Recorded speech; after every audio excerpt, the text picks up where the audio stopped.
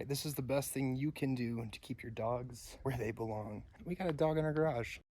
That's not where he belongs. He belongs in the backyard. So we have this gate here, which is good, great, and dandy. You don't need a big, huge one. This is totally separate, so not for dogs. This is to keep the deer out. But this gate right here, that little puppy dog, he just lifts his little nose right here. Whoop, and then sneaks right out of there. So the way to alleviate that is to do a double gate. So I got an extra little fence right here. We've got a T-post and then this gate right here. This is the plan. You have a little holding area so that your kids can walk in, accidentally leave one gate open, and the dog doesn't escape immediately. This one, we actually used the one that fit here for the deer fence. So you have one gate here, which is the holding area for a human being, and then this secondary gate, and the chance of them getting out of both gates is not super likely. So here's the plan. We're gonna get that pallet, that T-post, bang it in, wire it up, and we'll call it good. This baby's called a T-post pounder. It's kind of heavy. You got a whole bunch of weight on top.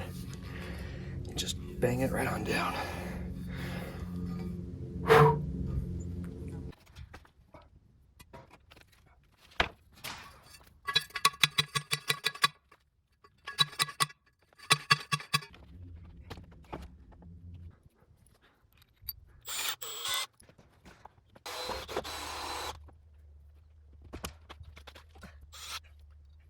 On this sweet cord that already has some loops in it.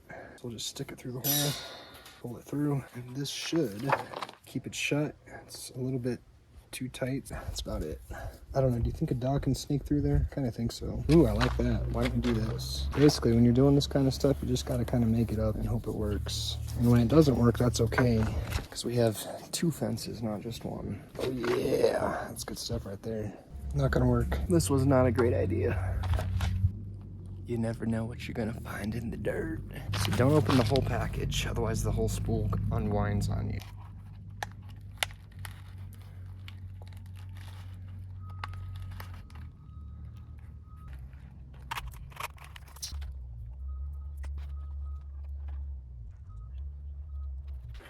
All right, so you get your tie wire, you pull it out.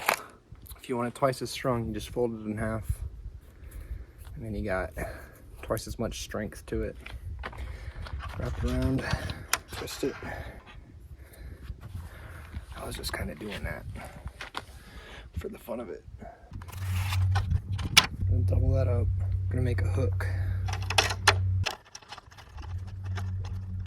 Got a carabiner. That'll do it. We got carabiner hook. Nice little hook right here. I'd say that's dog proof. Hopefully it's also goat proof. And now we're gonna use this thing. Let's go get our dog. So basically, you just need a loop on the end of a string or a rope. You only need one loop. You put it through the other. You got yourself a little collar for a dog that doesn't wear a collar. Let's go get that boy. If you're wondering how gates actually work, you just get a little chain and it just slips right in there. And then it doesn't come out. That's way easier than doing that whole big mess over there. Let's go get ourselves a dog.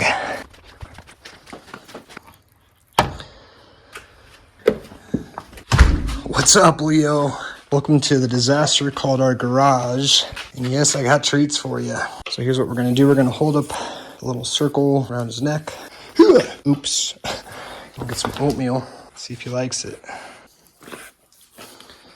Don't get it too tight. Don't want to hurt that guy, but he's not really a leash kind of dog. Ready to go back home in the backyard? You think the goats are gonna like it? Let's go, buddy. Go.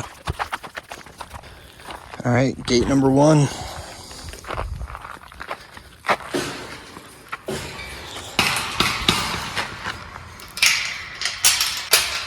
Can't escape there.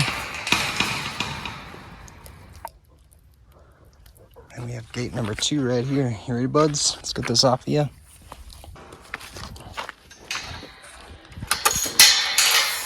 All right, go ahead. Go. There he goes.